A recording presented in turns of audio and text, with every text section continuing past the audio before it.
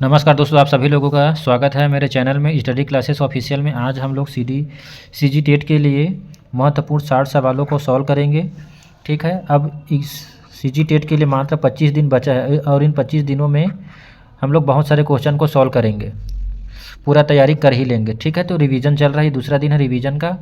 तो ये शुरू करते हैं अपना ये सेशन। और पहला क्वेश्चन क्या है, आगमन तर्क विधि के लिए कौन सा कथन सही है। तो आगमन तर्क विधि के लिए पहले उदाहरण दिया जाता है और फिर नियम बताए जाते हैं। तो ऑप्शन ए हमारा सही आंसर होगा। जैसे बच्चों को हिंदी ग्रामर पढ़ाना है तो पहले हिंदी ग्रामर पढ़ाने के लिए पहले बच्चों को उदाहरण देंगे और उसके बाद उसका नियम बताएंगे। तो हिंदी ग्रामर जो है आगमन तर्क द्वारा ही या आगमन विधि से ही पढ़ाया जाना चाहिए। तो ऑप्शन ए हमारा सही आंसर होगा। निगमन जो विधि होता है इसका जस्ट उल्टा होता है। निगमन विधि में पहले नियम बताए जाते हैं और फिर उदाहरण दिए जाते हैं। ठीक है, निगमन विधि में। अगला प्रश्न क्या है, प्रयोजनवाद के जनक कौन थे। तो प्रयोजनवाद के जनक से संबंधित है जॉन डीवी। तो ये हमारा सही आंसर होगा। प्लेटो यह एक यूनानी दार्शनिक थे, यूनानी दार्शनिक, और इसका संबंध है आदर्शवाद से, आदर्शवाद। ठीक है, रूसो प्रकृतिवादी थे, प्रकृतिवाद से संबंधित हैं रूसो। यह एक फ्रांसीसी थे, फ्रांसीसी दार्शनिक थे रूसो।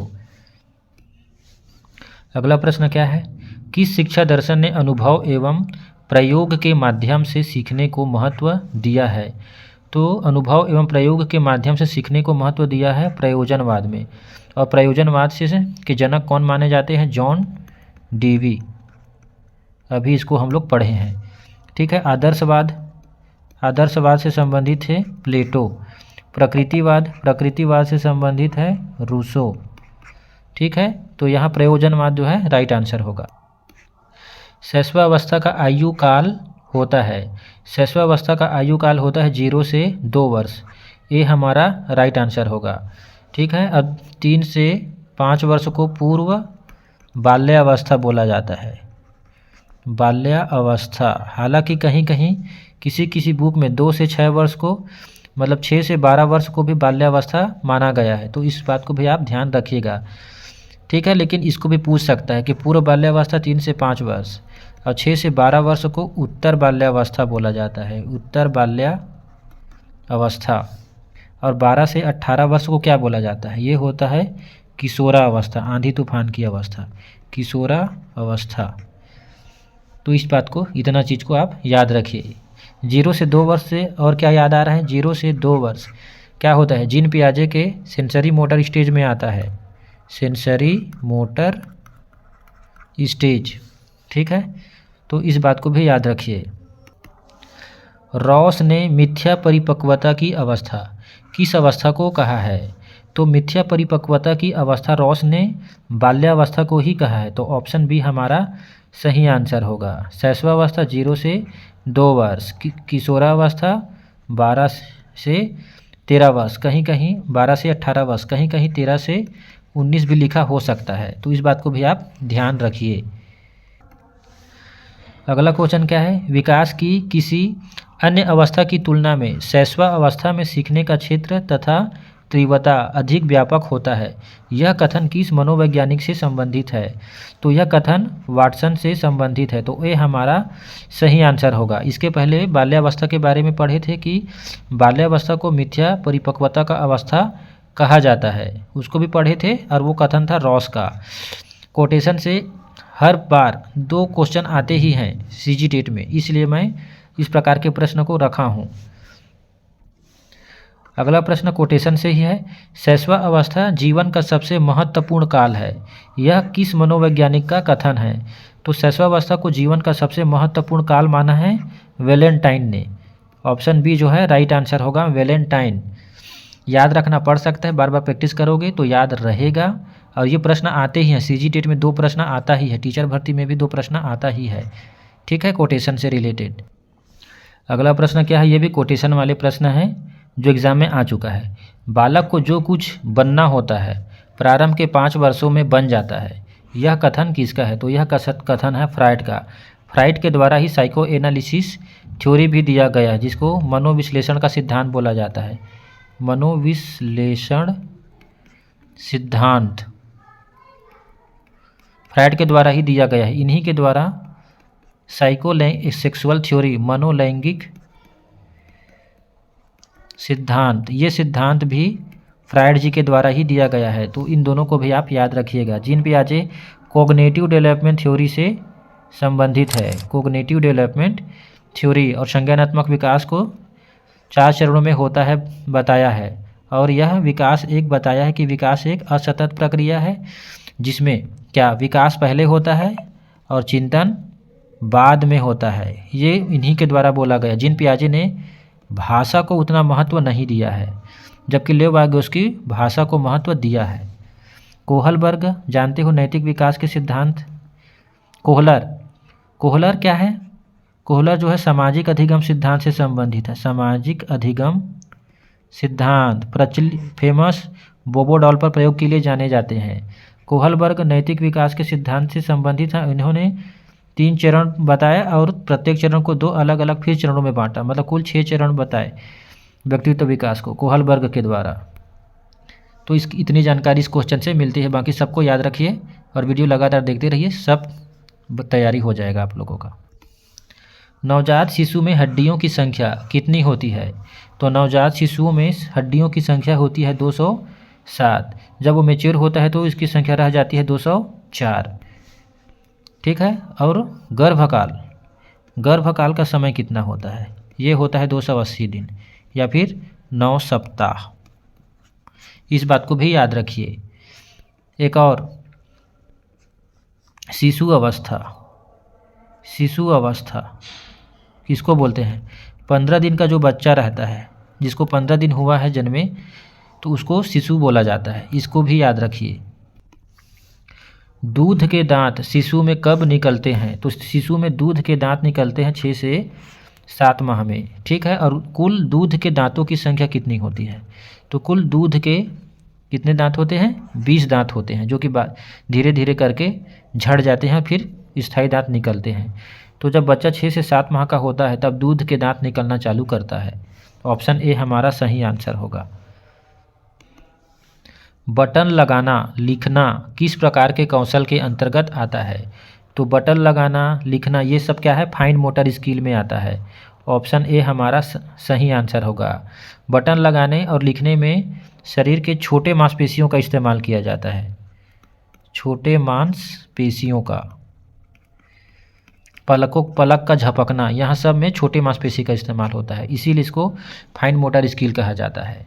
अब ग्रॉस मोटर स्किल में शरीर के बड़े मांसपेशियों का इस्तेमाल किया जाता है। जिन क्रियाओं के लिए हम बड़े मांसपेशियों का इस्तेमाल करते हैं उसको ग्रॉस मोटर स्किल बोला जाता है, जैसे कि चलना, कूदना, तैरना, ये सब ग्रॉस मोटर स्किल में आएगा। दौड़ना, उसी से संबंधित ये प्रश्न आ गया। कूदना किस प्रकार का स्किल है? तो यह एक ग्रॉस मोटर स्किल है। ऑप्शन ए हमारा सही आंसर होगा। कूदना ग्रॉस मोटर स्किल में आता है, क्योंकि इसमें पूरे पैर का उपयोग करना पड़ता है, बड़े मसल्स का। इस अवस्था में बालकों में नई खोज करने और घूमने की प्रवृत्ति बहुत अधिक बढ़ जाती है। तो ये होती है उत्तर बाल्याकाल में या उत्तर बाल्यावस्था में बालकों में नई खोज और घूमने की प्रवृत्ति जो है बढ़ जाती है। तो ऑप्शन बी हमारा सही आंसर होगा। और इसका उम्र क्या होता है? 6 से 12 वर्ष। ठीक है। बाल्यावस्था को मिथ्या परिपक्वता का काल भी कहा जाता है रॉस के अनुसार। शैशवावस्था 0 से 2 वर्ष होता है। 6 से जब 7 माह का बच्चा होता है तो दूध के दांत निकलते हैं, अभी पढ़े हैं, रिवाइज करा रहा हूँ। किशोरावस्था 12 से 18 वर्ष, इसको आंधी तूफान का काल भी कहा जाता है। आंधी तूफान, संघर्ष का काल, स्टेनले हाल ने कहा है किशोरावस्था को। तो इस चीज़ को भी आप याद रखिए। एरिक एरिक्सन के अनुसार पहचान बनाम भूमिका भ्रम, पहचान बनाम भूमिका भ्रांति या भ्रम, ये भी किशोरावस्था में ही पाया जाता है। तो इस बात को भी याद रखिए। अगला प्रश्न क्या है, विकास की किस अवस्था को कोल तथा ब्रूस ने संवेगात्मक विकास का अनोखा काल कहा है? तो बाल्यावस्था को कोल तथा ब्रूस ने अनोखा काल कहा है। ऑप्शन ए हमारा सही आंसर है। बाल्यावस्था में कोल एवं ब्रूस के अनुसार बाल्यावस्था में बच्चे में संवेगात्मक,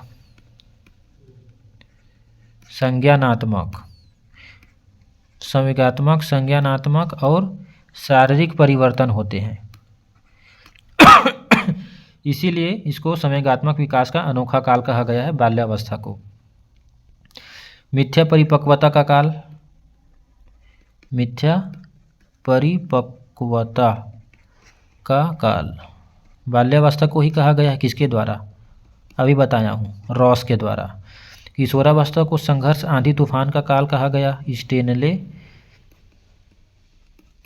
हॉल के द्वारा। ये सब कोटेशन आया हुआ है सीजी पेपर में, इसलिए इस सबको बता रहा हूँ। ठीक है। शैशवावस्था 0 से 2 वर्ष, किशोरावस्था 12 से 18 वर्ष। इसको बार बार बताने का उद्देश्य यही है कि आप लोगों का रिवीजन भी होता रहेगा और बाकी चीज़ें आप लोग जान पाएंगे। चैनल को लाइक, शेयर और सब्सक्राइब जरूर कीजिएगा। अगला क्वेश्चन क्या है, बालक के व्यक्तित्व की नींव किस अवस्था में पड़ती है? तो बालक के व्यक्तित्व की नींव बचपना अवस्था में पड़ती है। तो ऑप्शन सी जो है सही आंसर होगा। ऑप्शन ऊपर नीचे हो गया है, तो बचपना अवस्था, चाइल्डहुड आंसर जो है हमारा सही होगा, चाइल्डहुड। अगला क्वेश्चन क्या है, मध्य बाल्यावस्था में भाषा देश के बजाय देश अधिक है। तो मध्य बाल्यावस्था में भाषा जो है अहम केंद्रित से सामाजिकृत अधिक हो जाता है, सामाजिक प्राणी बन जाता है तब तक बच्चा जो है मध्य बाल्यावस्था में। तो हमारा ए जो है सही आंसर होगा। अहम केंद्रित की बजाय वो सामाजिकृत होने लगता है बच्चे का भाषा।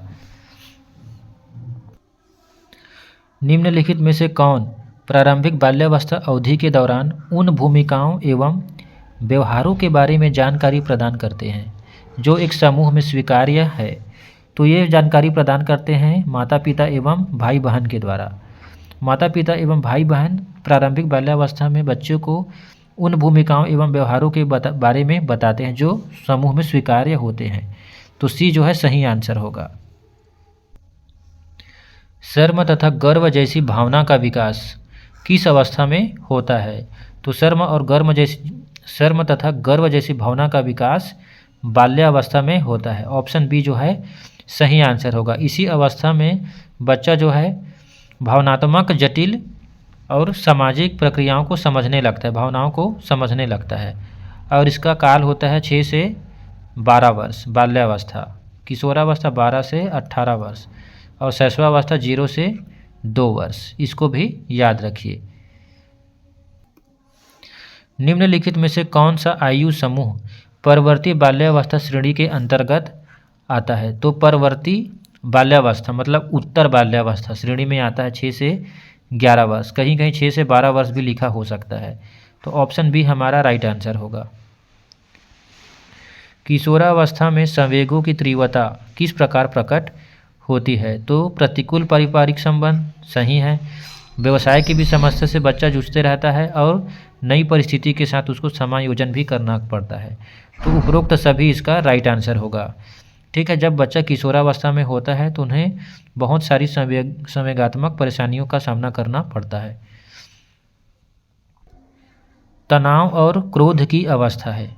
तो तनाव और क्रोध की अवस्था है किशोरा अवस्था। ऑप्शन सी जो है सही आंसर होगा। एरिक एरिक्सन के व्यक्तित्व के विकास में किशोरावस्था को क्या बोला है? पहचान बनाम भूमिका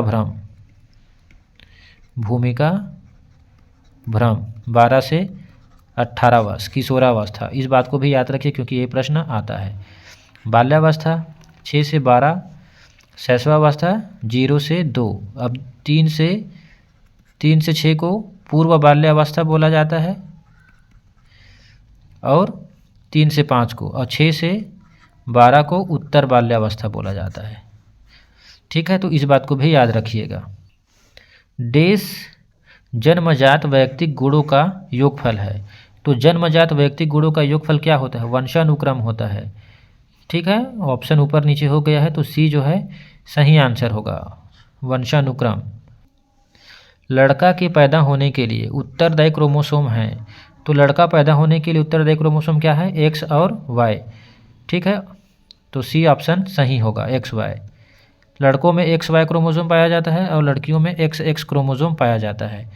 जब लड़के का Y और लड़की का X क्रोमोसोम मिलता है तो लड़का पैदा होता है, और जब XX क्रोमोसोम मिलते हैं तो गर्ल पैदा होती है। सामान्य पुरुष में XY गुणसूत्र होते हैं, जबकि सामान्य महिला में कौन से गुणसूत्र होते हैं? तो XX गुणसूत्र होते हैं। ऑप्शन ए जो है सही आंसर होगा। प्रकृति पोषण विवाद निम्नलिखित में से किससे संबंधित है? तो प्रकृति पोषण विवाद जो है आनुवांशिकी एवं वातावरण से संबंधित है। ऑप्शन ए हमारा सही आंसर होगा। वातावरण वह बाहरी शक्ति है जो हमें प्रभावित करती है, किसने कहा था? तो ये कथन है रॉस का, और रॉस के द्वारा ही बाल्यावस्था को क्या है मिथ्या परिपक्वता का अवस्था भी बोला गया है, रॉस के द्वारा ही। ठीक है, तो वातावरण वह बाहरी शक्ति है जो हमें प्रभावित करती है, किसने कहा है? तो रॉस ने कहा है। ऑप्शन बी जो है सही आंसर होगा। एक 4-5 वर्ष के बालक में अपने पिता की अपेक्षा माता के प्रति अत्यधिक प्रेम की भावना विकसित हो जाती है। बालक के व्यवहार में होने वाले इस परिवर्तन को फ्रायड द्वारा क्या नाम दिया गया है? तो फ्रायड द्वारा इसको बोला गया है ओडिपस कॉम्प्लेक्स। ठीक है, लड़की का पिता के प्रति प्यार, लगाव पिता के प्रति, उसको बोला जाता है ओडिपस कॉम्प्लेक्स। ठीक है, और लड़के का माता के प्रति लगाव,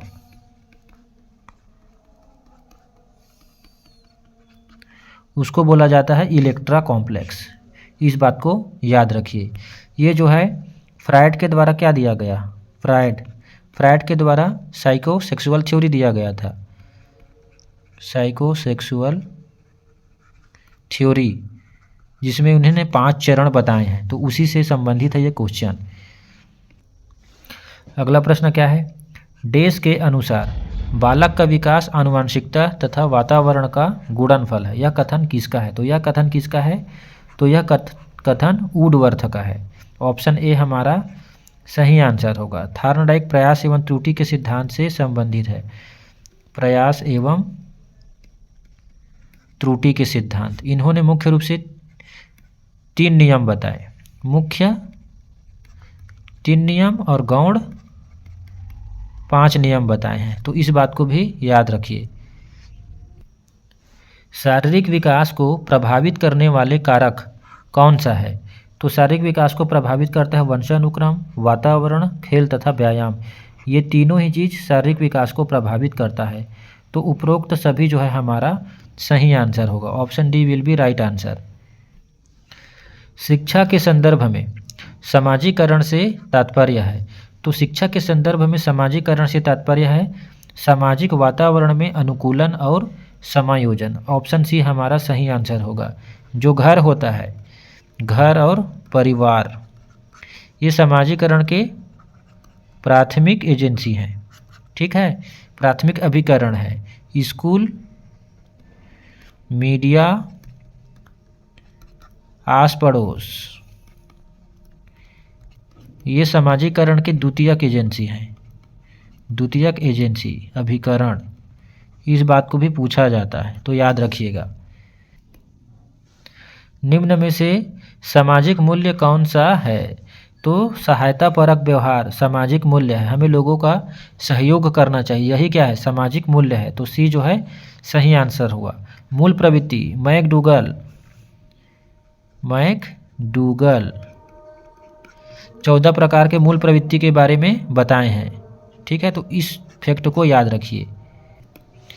गिरोह अवस्था किस आयु वर्ग एवं विलंब विकास से संबंधित है? तो 8 से 10 वर्ष एवं समाजीकरण की जो अवस्था है उसको बोला जाता है गिरोह की अवस्था। तो ऑप्शन बी हमारा सही आंसर होगा। स्कूल एज भी बोला जाता है, स्कूल एज। बच्चे को समाजीकरण का पहला पाठ कहाँ से प्राप्त होता है? तो परिवार से होता है, क्योंकि मनुष्य क्या है? मनुष्य एक सामाजिक प्राणी है और परिवार समाजीकरण का पहला एजेंसी है, प्रथम एजेंसी है, इसलिए पहला पाठ भी परिवार से ही प्राप्त होता है बच्चे को। परिवार एक साधन है। तो परिवार किस प्रकार का साधन है? तो परिवार एक अनौपचारिक शिक्षा का साधन है। ऑप्शन ए हमारा सही आंसर है। बच्चा जो कुछ भी परिवार में रह के सीखता है वो अनौपचारिक रूप से सीखता है, औपचारिक रूप से स्कूलों में सीखा जाता है। इसलिए परिवार एक अनौपचारिक शिक्षा का साधन है और समाजीकरण का प्राथमिक एजेंसी भी है। निम्नलिखित में से कौन प्राथमिक समाजीकरण माध्यम है? तो अभी बताया हूँ परिवार। बाकी सरकार, मीडियम और विद्यालय ये है द्वितीयक, सेकेंडरी एजेंसी ऑफ सोशियोलाइजेशन। समाज में विभिन्न लिंगों के लिए उपयुक्त माने जाने वाली प्रारूपिक विशेषताओं के बारे में जन सामान्य की अवधारणाओं को क्या कहते हैं? तो उसको बोला जाता है जेंडर रूढ़िवादिताएं। ऑप्शन सी हमारा सही आंसर होगा। जेंडर क्या है?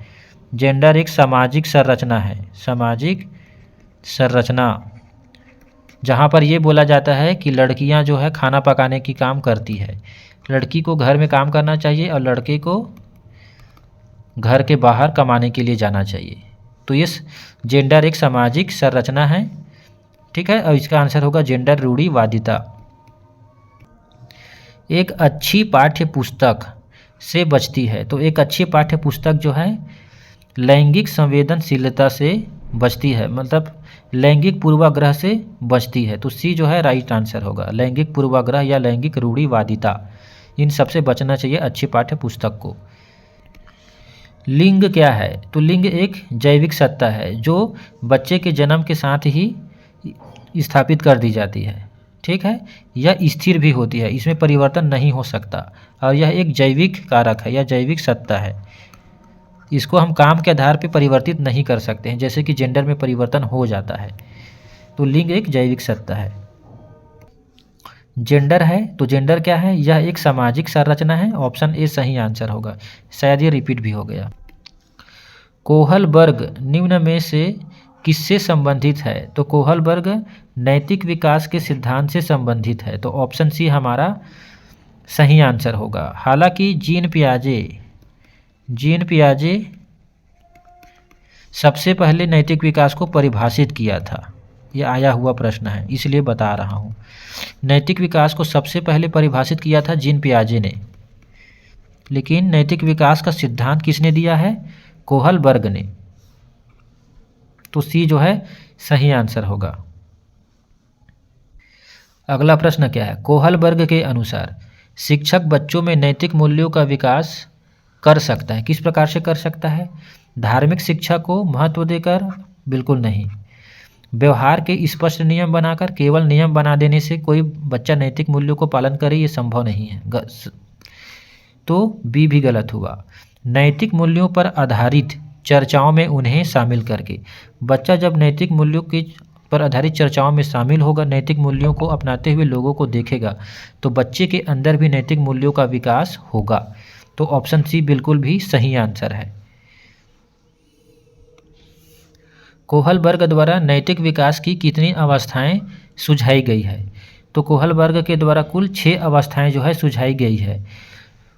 उनके द्वारा 3 चरण बताए गए हैं और प्रत्येक चरण को फिर से 2 अलग अलग चरणों में बांटा गया है। इस प्रकार से कुल 6 अवस्थाएं बताया गया है नैतिक विकास का, जिसमें आता है प्री कन्वेंशनल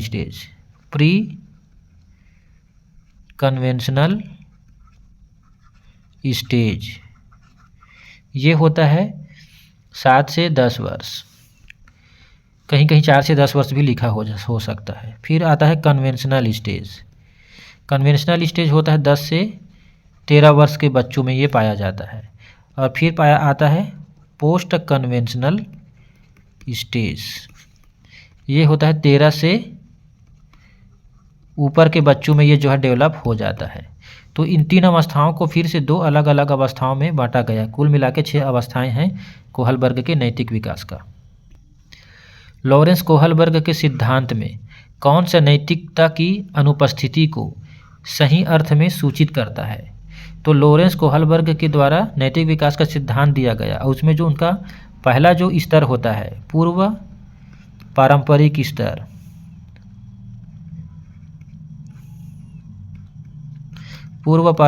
स्तर, प्री कन्वेंशनल स्टेज, उसमें जो है नैतिकता का क्या होता है? अभाव रहता है, नैतिकता का अभाव। तो बी हमारा इस क्वेश्चन के लिए सही आंसर होगा।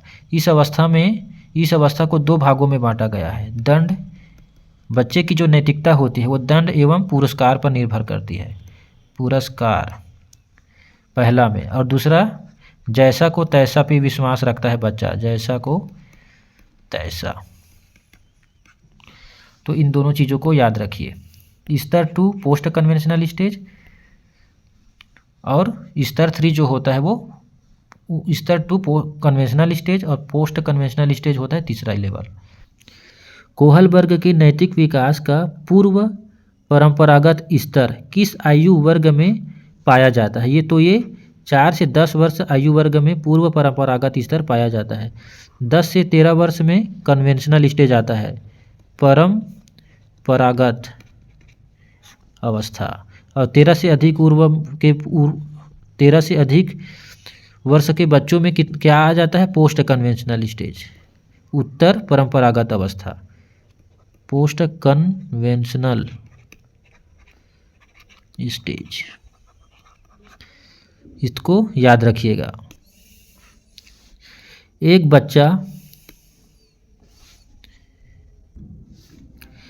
बच्चा तर्क प्रस्तुत करता है। क्या तर्क प्रस्तुत करता है? आप मेरे लिए यह करें और मैं वह आपके लिए करूँगा। यह बच्चा कोहलबर्ग की नैतिक तर्कड़ा की किस अवस्था के अंतर्गत आएगा? तो बच्चा जो है क्या तर्क प्रस्तुत कर, आप मेरे लिए यह करें और मैं आपके लिए यह करूँगा। तो यहाँ पर बच्चा जो है किस अवस्था से संबंधित है? तो यहाँ पर बच्चा जो है टिट फॉर टैट के अवस्था से संबंधित है। टिट फॉर टैट यहाँ दिया नहीं है, जैसा को तैसा बोला जाता है। सहायक उद्देश्य अभिमुखीकरण जो है राइट आंसर होगा, ऑप्शन नंबर सी, जिसको बोला जाता है टिट फॉर टेट, जैसा को तैसा। मतलब यदि आप मुझे अपना चॉकलेट दोगे तो मैं आपको अपना केक दे दूंगा, ये कहना चाह रहा है बच्चा इस अवस्था में। आप एक शिक्षिका शिक्षक के रूप में रैंकिंग और धमकाने के सख्त विरोधी हैं तथा इस संदर्भ में विद्यालय में पोस्टर लगवाते हैं तथा समिति बनवाते हैं। आपसे जुड़ने वाले किशोर जो इस विचार के दृढ़ विश्वासी हैं, निम्नलिखित में से किस स्तर पर रहेंगे? तो अभी बच्चा किस स्तर में होगा? उत्तर पारंपरिक स्तर पर होगा। ऑप्शन सी हमारा राइट आंसर होगा, post conventional stage. Option C जो है राइट आंसर होगा। आप एक शिक्षिका शिक्षक के रूप में, ये हो चुका है। अगला प्रश्न क्या है? प्रश्न बहुत बड़ा है लेकिन बहुत ही आसान है। करनैल सिंह कानूनी कार्यवाही तथा खर्चे के बावजूद आयकर नहीं देते। वे सोचते हैं कि वे एक भ्रष्ट सरल सरकार को समर्थन नहीं दे सकते जो अनावश्यक बांधों के निर्माण पर लाखों रुपए खर्च करती है। वे संभवतः कोहलबर्ग के नैतिक विकास की किस अवस्था में हैं? तो यहाँ पर जो करनैल सिंह है वो पोस्ट कन्वेंशनल स्टेज में है, पोस्ट कन्वेंशनल स्टेज, जहाँ पर बच्चा जो है या व्यक्ति अपने विवेक के हिसाब से कार्य करना चालू कर देता है, स्वविवेक के अनुसार काम करता है, वो दूसरों के सोच के अनुसार चलना बंद कर देता है पोस्ट कन्वेंशनल स्टेज में। तो पोस्ट कन्वेंशनल स्टेज में है करनैल सिंह। जीन पियाजे के अनुसार बच्चों के विचारों में विलोमीयता कब आ जाती है? तो जब बच्चा मूर्त संक्रियात्मक अवस्था में रहता है, कॉन्क्रीट ऑपरेशनल स्टेज में, तो उनके विचारों में विलोमीयता आ जाती है। मतलब बच्चा विलोमीयता मतलब वो दोनों तरफ सोच पाता है।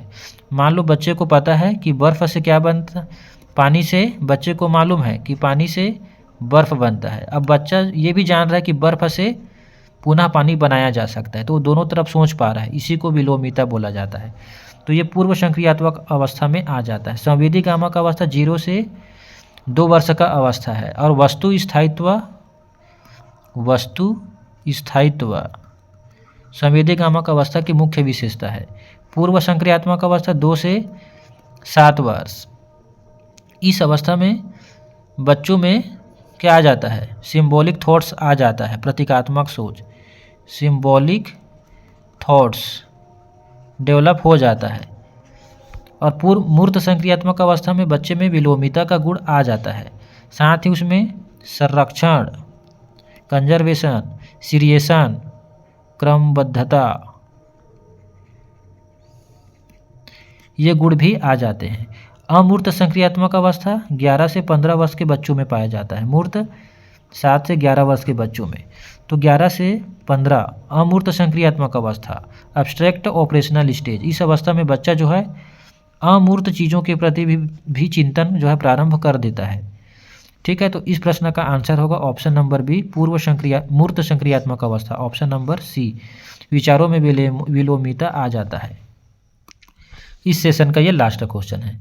पियाजे के अनुसार विशिष्ट मनोवैज्ञानिक संरचनाएं अनुभव से सही अर्थ निकालने के व्यवस्थित तरीके को क्या कहा जाता है? तो विशिष्ट मनोवैज्ञानिक संरचना को पियाजे के अनुसार स्कीमा कहा गया है। तो ऑप्शन ए हमारा सही आंसर होगा, ऑप्शन ए स्कीमा। ठीक है, तो ये थे 50 प्रश्न सीजी टेट के लिए। 25 दिन और बचा है, तो अच्छे से तैयारी करिए आप लोग सीजी टेट के लिए, और चैनल को लाइक शेयर और सब्सक्राइब कीजिए। धन्यवाद।